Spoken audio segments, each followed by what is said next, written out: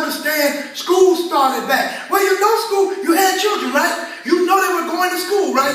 You don't get me started. You know they were going to school, right? You know they needed clothes to be washed. You know that they needed this. So don't come telling me about a spiritual warrior. Don't make excuses about, well, you know, I got to take care of this.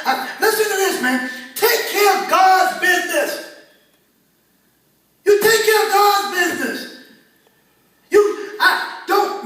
I told people this a long time. Me and you can't fight together because I can't count on you to fight, man.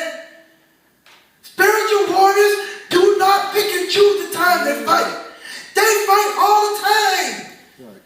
In a constant battle. That's why the scripture says in Galatians 2:20, I have been crucified with Christ. It is no longer who I live, but Christ lives in me. And the life which I now live in the flesh, I live in faith in the Son of God who loved me and gave himself for me. You cannot go back to God and say, God, you did this for me, now I can't fight for you now. Ain't no how you doing this? I don't know. I don't know how the church getting away with this. I don't know. I don't know how the church getting away with it. I don't know. I really would like to know how you gonna tell people you a spiritual warrior, but I can never find you when the fight jump off. I can never find you when hell breaking loose. Man, come on. All I hear about is, I'm a pray, intercessor. I'm a this and a that. What you talking about, man? Oh, man, when you intercessor?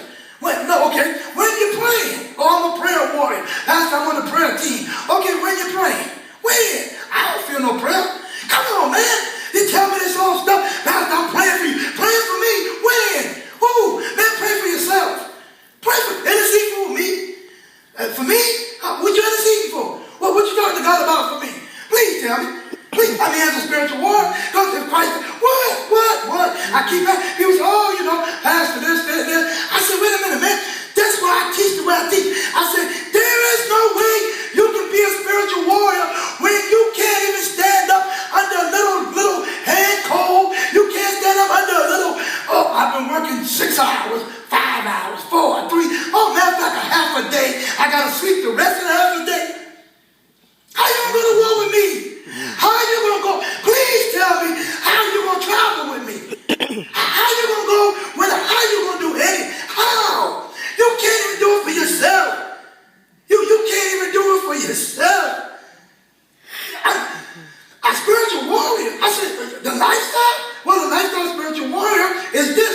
They have no lifestyle. It don't belong to them. It belongs to God. God gets all the time. Not that you always get before God. You are always with God because he died for you. And the warrior in you should come out because Christ was a true warrior.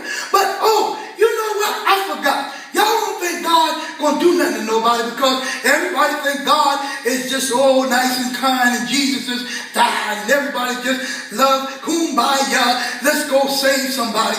Man, that's a bunch of you know what. Y'all need to understand the devil trying to kill you every minute of the day. If he can stuff you out, he gonna stuff you out. He don't care if you're older. He don't care if you're younger. He don't care if you don't live 3 scores. He don't care if you just took one little hole. He will come like I don't care who he is, but I'm telling you, you better get a lifestyle that you're going to live for God. Now, all this other living you live it. I don't care. But don't come telling me, but you no intercessor, no prayer warrior, no flag bearer.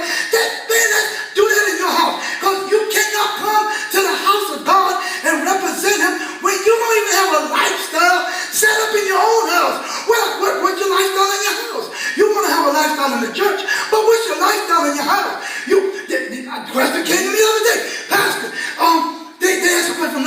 Well, the lifestyle of praise. I said, wait a minute, hold on. The lifestyle of a praise.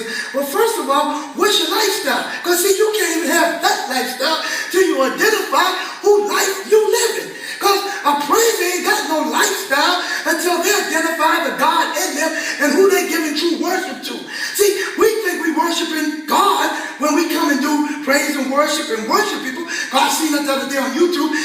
Somebody was telling me they was praising God, but really what they were doing is they was entertaining so people can start singing the song so they can feel like they was moving the people, but they